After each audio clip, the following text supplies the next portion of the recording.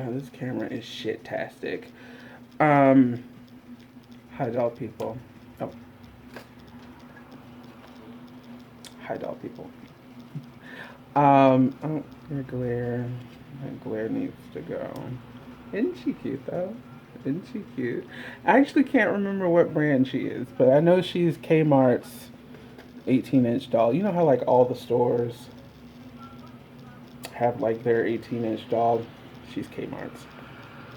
Super cute. And her limbs look surprisingly like American Girl. Her legs don't though.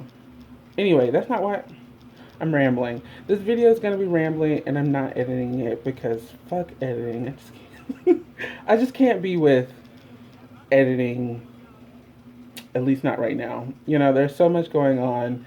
We're still settling into the new place, and I start a new job soon. So it's like I ain't got time for editing. I just don't. I just don't. Editing takes so much time, and if you edit, you'll sit at the computer for hours trying to edit out how many fucking times you say the word Is even a word? Anyway, um, see, I'm coming to you because I want to have an honest conversation with my doll people. Um, this is something that kind of bothers me, and I think it bothers me what I'm about to talk to you guys about. It bothers me because I was in the shoes of the kids that it happens to. And it doesn't just happen in the scenario in which I'm about to explain to you. So what I'm talking about is I'm sure you've heard this before or seen it before because it's not quiet. It's not something that happens in one region. I've traveled and it happens in so many regions and so many neighborhoods and so many different types of people and so many from people from all walks of life. This happens, and I've heard it from a good amount of people, especially considering I just moved from New York City. It happens a lot in New York City in different cultures. So I want to talk about it. You've been on the toy aisle. Maybe there's a little boy. Doesn't matter what kind of little boy. He sees a doll that he wants, and the parents chastise this little boy very harshly. They say things like, do you think you're a little girl? Or they say things like, why the fuck are you bringing me a doll? You're a boy. Or they say stuff like, this is for a little girl, you're a little boy. You know, very pointed words. And I get that parents, and then I'm not trying to tell people how to raise their kids. I never say anything when I hear this because that's not my child. And it's not my responsibility to tell another person how to raise their children. And even if it was my responsibility, I'd probably shirk it because I'd sooner not tell somebody how to raise their kids. But the reason why I wanted to have this conversation is because it does bug me. It does, because I used to be that little boy. I'm about to get real personal. My mother used to be like that with me. And I hated it. And a part of me hated her for it. And don't come from my mother. That's my fucking mama. And we got our shit together now. But at the time, my mother, I understand her dynamic now as an adult. And that's not always, I'm sorry, I just like watching the cars go by this building. I don't know why I'm fascinated with it. But I understand her dynamic now. And that's not always something lots of adults could say that they've gotten to. Like, I understand where she was coming from. We've hurt each other and we've apologized to each other and we've healed and moved on. Like, I don't have a bad relationship with my mother at all. Um, I just don't. And I'm grateful for that. But that doesn't mean we didn't go through a time. Um, Now, my mother was a single mother. She was working all the time, stressed out all the time, and there was just things in her personal life that was fucked up. And the last thing she really needed was a gay ass son, you know? And I get that now. And I didn't ask to be a gay ass son. It just happened. And I'm sure she wasn't trying to persecute me, and she wasn't trying to abuse me at that time. But my question to all of you is, why do you think that is? Like, I understand why my mom said it. There's a lot of generational curse, internalized sexism, racism, and lots of internalized, never dealt with baggage from my family and from being a black person in America. There's a lot in that experience alone that has a lot to do with what she was saying to me. And I understand that, because whenever I hear African American people respond to their child the way that my mother did, I get it. I understand it so much more vibrantly than when I hear like the little Asian boy being like screamed at because he wants a Barbie, you know? But why is that? And I always notice that in my experiences in seeing this, the most violent or the most passionate rebuttals to these young boys wanting dolls has come from mommy, not daddy. Like, I've seen both of those situations. I've seen it where there's a little boy with his dad, and then I've seen it where there's a little boy with his mom, and then I've seen where there's a little boy and the whole family's there. The one that's actually a lot less mean is when the whole family is there. But the one that's most like violently passionate and like, no, you can't have a fucking doll, you're a boy, you know, is from mommy. Why the fuck is that? And then it bothers me because I know what that kid is thinking. That kid's thinking, is there something wrong with me because I want this? Or why is it okay for me to like NASCAR and blue and reds, but not okay for me to like femininity and pinks and yellows? Like, why is it okay for you to tell me to treat women with respect and care and to understand the importance of female empowerment, but then if I find something that's remotely female to be entertaining, it's bad? Like, I just feel like we're sending mixed messages to these young men. And I know I felt all that as a young kid. And I was like super young. And I've been told constantly that I've always been smarter beyond my age. And that's great. But it's just, I just remember having very complex feelings when I would be told no. And my mother is a very complex woman. So I always felt like I could just talk to her about complex issues. And what would scare me, because there was a lot of fear attached to going in Walmart and picking up a doll and purchasing it by myself, what scared me is that my mom didn't have an answer. Like, whenever I would ask her these questions, she never answered these questions head on like she would with anything else. I've always known my mom to be, she would try and be as truthful as she possibly can give to the person that's asking a question.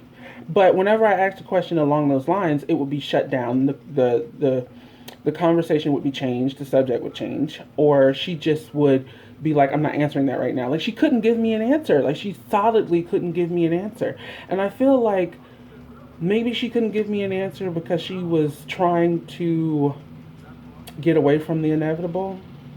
You know, like, she knew she had a gay son. She didn't want to accept it, but she knew she had one. And I think that for me, personally that might have been what she was trying to get away from or dance around. She wasn't trying to approach the whole homosexuality conversation with her 8-year-old son, you know? Which I get, because I mean, you're 8 years old. You don't really. Although I knew I was gay when I was like 5. Like, at least I knew that I liked boys, and it was different from the way other boys liked their friends. At least. But that was me. Again, I feel like I've always been mature or whatever. But why do you guys think it is? That's my question. Because there are straight men that collect dolls and toys. So I don't think it's a gay issue. It might have been a gay issue for me. Because I know that a part of, even though she won't admit it, part of my mother was terrified of having a gay son. Because she knew all the shit that comes along with having a gay kid. You can't raise a gay kid the way you would raise a straight kid, because there's lots of things that now you have to implement that this kid will not learn just from society. Which kids shouldn't, like, parents shouldn't let society raise their kids anyway. But again, I'm not trying to tell nobody how to raise their kids. But I'm just saying it's hard raising all kids. But there's an extra challenge raising a gay one or a kid that's not the norm. And now that gay is starting to become the norm, trans kids and kids that don't identify the way other people are identifying, and they don't identify or don't know how to identify. That's another thing. Learning how to identify, because gay isn't an identity. It's a trait. So, but I know that was my narrative and my experience. Why do you guys think that this is a problem? Do you think it has anything to do with toxic masculinity? Do you think is it deep rooted in sexism? Talking to the mothers in particular, why would you have a very big problem with your son choosing a stereotypical girl toy? Is it because it's a girl toy? And if it is, why exactly is it not okay for your son to own and play with and get enjoyment out of a girl toy? It's just a whole bunch of whys. And I feel like it's a deeper issue than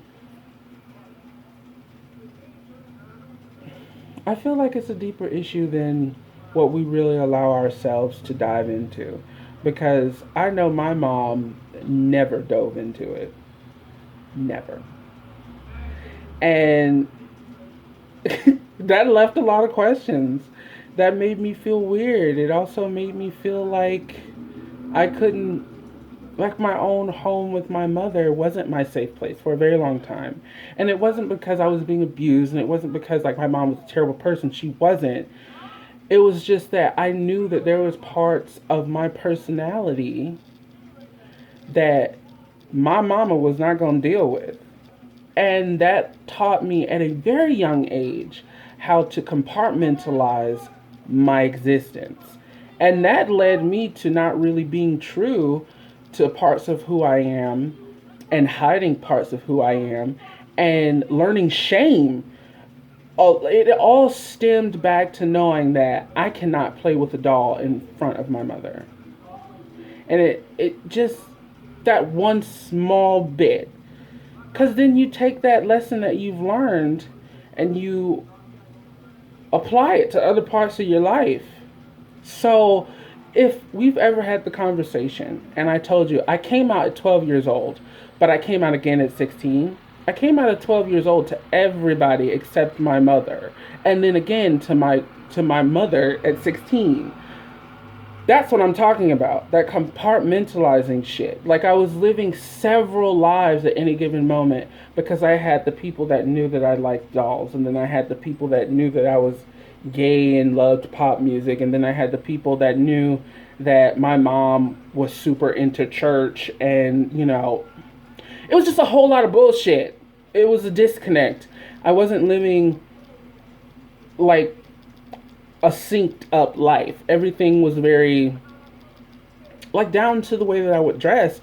It was based on who I was hanging out with. And like stupid shit like that. So I wonder if parents knew that that was the kind of person that they were raising based on something so simple, or based on showing your children or making your children feel like you can't be all that you are in front of me. I wonder if they'd still do that, knowing that that's what their kid is going to go into. Because I know for a fact that that's not what my mom would have liked. If she'd have, because she knows now, but if she'd have known it then, I doubt she would have taken some of the same. I doubt she would have made some of the same choices that she made then, and led to the things that I was doing. I don't know. Am I making any fucking sense? I'm gonna stop rambling. I really am. But I just wanted to have that conversation because I seen it again, and like a part of me was like sitting over here crocheting, and I was thinking about that moment when I was just like that poor kid, because like you could see like the sheer like the kid was baffled. He was like, why the fuck can't I have this toy? He's probably not thinking it's a female doll or it's a female toy. He just wants this toy. It's a cool toy. She says things about yoga, and my mom is wearing yoga like like legit. I'm seeing the Barbie because it's the yoga Barbie. She talks you through like yoga stuff. She's wearing yoga pants and everything, and she talks. And I'm looking at the kid's mom, and the kid's mom is in her yoga gear. I'm just like, the kid probably wants it because subconsciously it's connecting it to you. Like, anyway, I'm going to stop rambling. But in the comments, just dish. I want to read long ass comments about what you think. And I'll get back to you in my next one. Hopefully a doll room tour, will come. And I will show you everything. Everything, hopefully. Hopefully. Isn't she pretty, though? She's so pretty. I really want to redo these brows, though. I don't know what it is. It's just the arch doesn't spark joy to me. I don't know what it's about, but I think she's cute. Yeah, I think she's super cute. She's dressed real nice. Yeah. I'll see you guys in my next one. Bye.